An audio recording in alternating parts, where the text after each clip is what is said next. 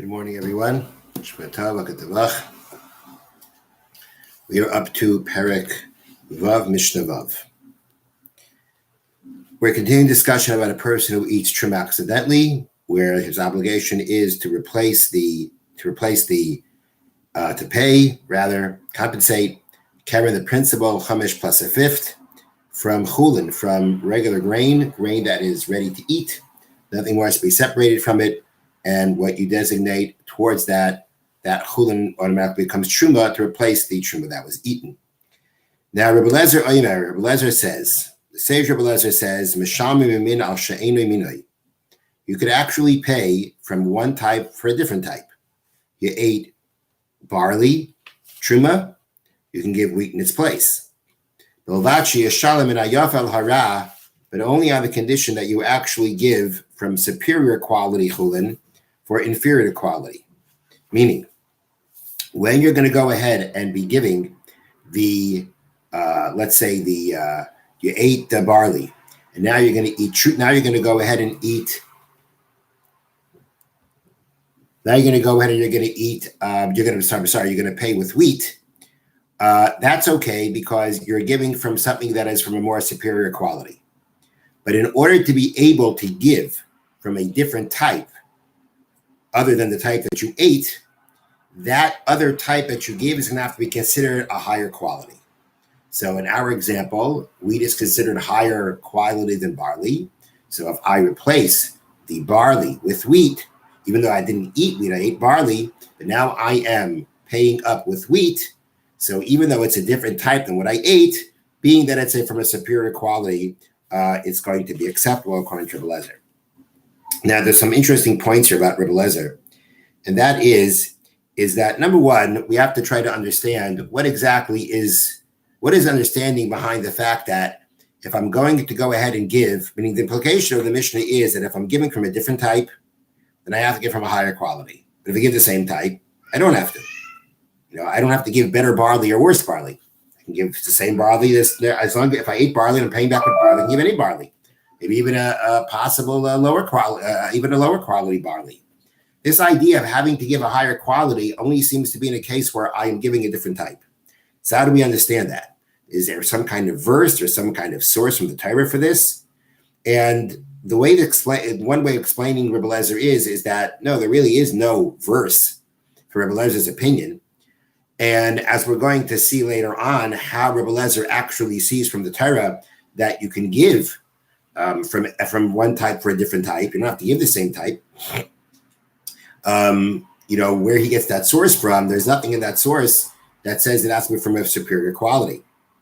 So the explanation that's given is that although you may replace the truma that you ate with a different type of food than what you ate, nonetheless, it's understood that you should be replacing what you took.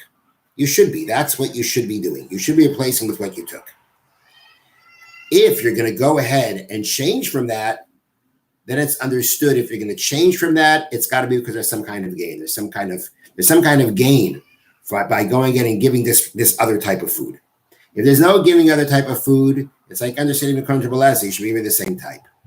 But if there is going to be a gain, then it's understood that, again, since there is no direct source that talks about this, about whether it's superior or not, it's understood that really it should be the same from what you ate, replacing what you ate. But we know that you could do otherwise. That understanding of doing otherwise is understood only if there's some kind of gain towards using something different. But if you're not using something different, then you can't do it. Another question is the following, and that is that there is we touched on this previously, but there is a question in the Gemara in Pesachim. Then when a person eats truma accidentally, and now he takes chulin and he replaces, and he uses that chulin to replace the keren plus the chomesh. So how do we evaluate? How does he evaluate that? Does it go by value per value or amount per amount? Meaning, I'll read you the example here. Suppose the measure of truma that was eaten was worth 1 dinar at that time. But afterwards, its price went up such that an equivalent measure would cost 2 dinars. The question would then be, would it suffice to give half the quantity of chulin produce in payment, which would cost 1 dinar, just like the original truma? Or must the quantity of the payment produce match that of the original truma, regardless of the cost, which would now be 2 dinars? Basically, do you have to pay by the volume or the amount, whatever it is, not the value, but the amount. The amount that was eaten, that's the amount that you give back. And even if it comes out being more in value than originally, it doesn't matter, or does it go by value? There was a dinar's worth of truma eaten. So even though there was the amount of to get a dinar's worth of truma now would be half the amount because the price went down, or rather the price went up. So what do you do? So that's a question of the Gemara in Pesachim. Now it would seem that if we look at our Mishnah, at least in Rebbe Lezer, it would seem to come out that there should be an answer to this. That's because Rebbe Lezer says that you can use a different type, but it has to be of a better quality. So the question is that if we're only going by value, right? So a dinar is a dinar. So what's the difference about whether you give a better value, if it's a better quality or not, if it's a superior quality? Still the same amount of money. If you're dealing with a measure, and now if you're dealing with an amount, so now if I give a better quality, if before the amount was a from an inferior quality, now it's in a superior quality of okay, there's something gained. But if it's just value, so the superior quality is going to cost more, which means, again, there's going to be a smaller amount of actual grain using to replace, and there should seemingly be no difference between the two of them. So it would seem from our Mishnah, at least Rebbe Lezer, and we don't find that whoever's going to argue on him argues on this point, would be saying that it would seem that truma, that when we pay for the truma that was eaten, we're doing it based on we do it per amount, not per value. But there are those who say that no, it can be explained in a different way, right? We can explain it differently. This Mishnah wouldn't get involved in that question, because although it's true that we're dealing with value, if you're dealing with value, if I give a superior quality, the value is still going to be the same, just going to be maybe even a smaller amount. But there is a argument to say that, it's this what I'm giving. Now, again, I'm giving it to a Kohen. The Kohen may not need it. He may want to sell it. So although value-wise, we're dealing with the same value, nonetheless, there is something to the saleability of a higher quality than lesser quality. You can have something that's a higher quality that's the same value as something of inferior quality, but the superior quality is something you can sell better. And therefore, there is something that is gained, even if it's going value per value, when you replace the truma that you ate, there still would be some kind of a gain in using a superior quality. And therefore, whichever way you learn that you replace it, whether by value or by amount, our Mishnah can fit according to either opinion. Okay, now the Mishnah continues. Rabbi Akiva says, "A mishaman elamimin alminai." You can only replace pay for using the same type, for one type for the same type. You ate barley, you got to give barley. You ate figs, you got to give figs. It's got to be the same type of thing.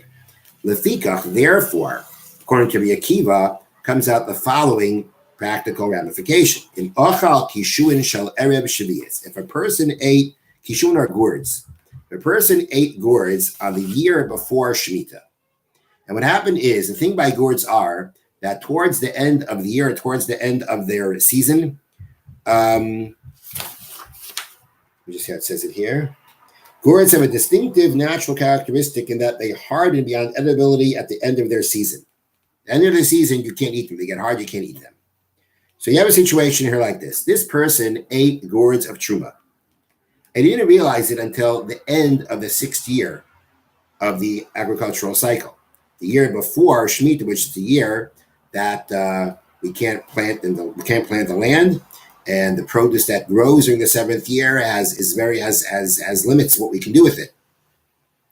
Now, this guy realized that he ate the truma towards the end of the 6th year. It's the end of the gourd season. There are no more gourds around. They're all hard. They're inedible. You can't give an inedible gourd. It's not food. That's not food. Now, so the person here is stuck according to Rabbi Akiva. This person now has to give gourds, but there are no gourds available. What's he going to do? All right, let's say he should wait for Shemitah. See, find some gourds that grew during Shemitah. Gourds that grew during Shemitah, you're allowed to eat them. Yeah, but the problem is that you cannot do business with them. That we know. You can't sell them. You can't do business with them. If I'm going to use Shemitah gourds to take care of my obligation, to pay back for the truma that I ate, but it comes out that I'm using these gourds in a business-like manner. I'm using them as a payment. And therefore, I would not be able to do that. Therefore, it says the Mishna, if a person ate kishuan of the year before Shemitah, and by the time he realizes what he did, he cannot use the gourds of that season anymore. They're too hard. They're inedible. He's got to have to wait for the kishum that grow the year after Shemitah, and pay from them.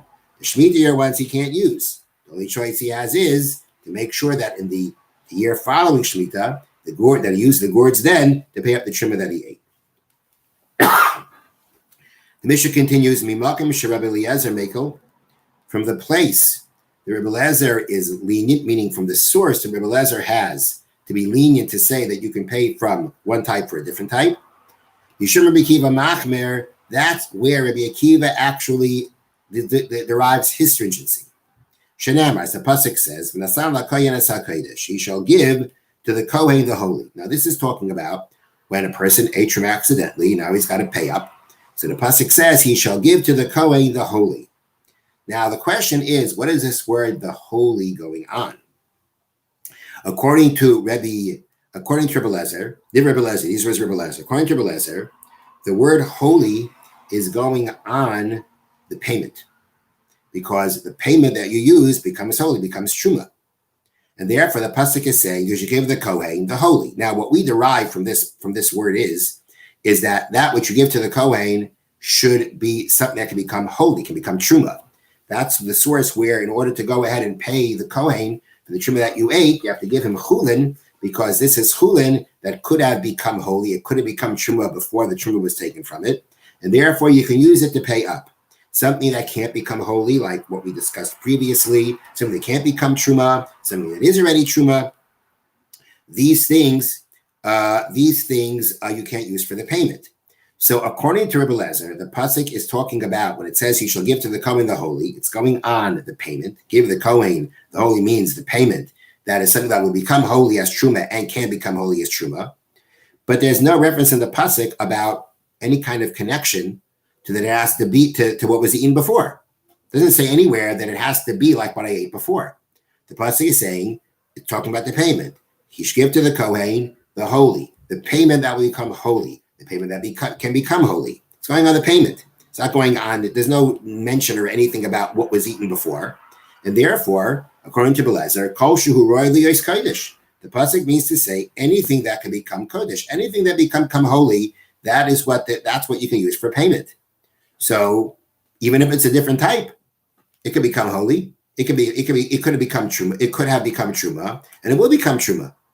So therefore, according to Eliezer, the pasuk is basically saying, give something that can become holy, and that's it. All you need is something that can become holy. It doesn't have to be the same type.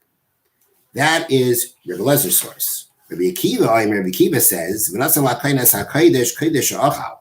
he interprets when the pasuk says you should give to the Kohen the holy, it means you should give the Kohen for the whole. Give to the Kohen for the holy that you ate. So according to Rabbi Akiva, the pasuk is saying, give to the Kohen the holy that you ate. That means it should be just like the holy, like the truma that you ate. So therefore, Rabbi Akiva learns from these same words the opposite. He learns that we see from the pasuk itself is saying that when you pay back the truma, you have to pay what you ate. You give to the Kohen the holy. Give to the Kohen the holy that you ate. That means pay him what you did. Pay him the same type of what you ate.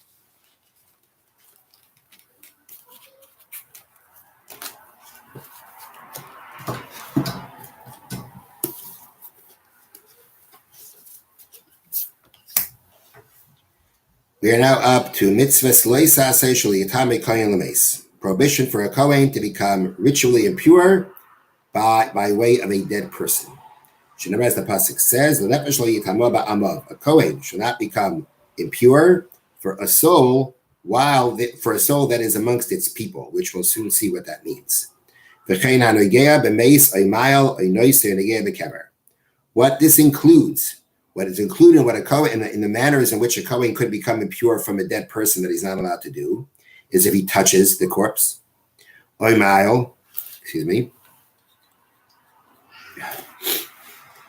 if he makes he covers over it. He makes himself a tent. If he plates himself over the dead body, so now he's, so to speak, like a tent over it, a covering over it, that makes him tummy. Or let's say without actually being in contact with the dead person, you carry him or you move him. Or let's say you touch the grave. You didn't touch the body, you touched the grave. All these are ways by which a person can become tamei, impure from a dead body, and a Kohen may not do any of these things. This applies whether it's a dead body himself or anything that comes out from a dead body, going down, like blood. Blood can also make a person tamei. Blood of a dead person can also makes a person tamei. In all these cases, if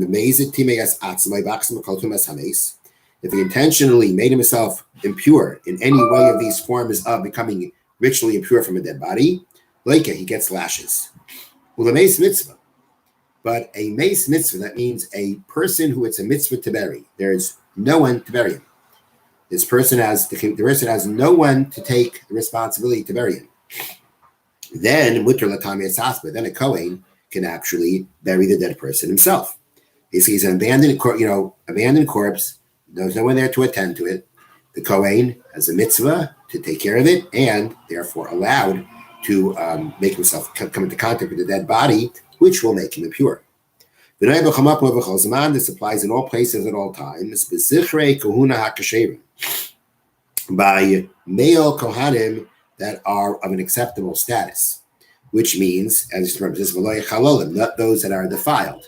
A Kohen who, let's say, is married to a divorcee, who's not allowed to be married to. A Kohen is married to whom he's not allowed to be married to, becomes a chol.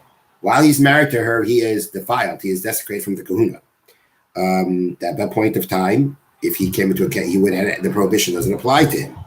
It also doesn't apply to someone born from the marriage of a Kohen to a woman that he's not allowed to be married to. But it only applies to males, not to females. Women who are daughters of Kohanim are allowed to come into contact with a dead body and become impure from it. Have a wonderful day. Shavua tov.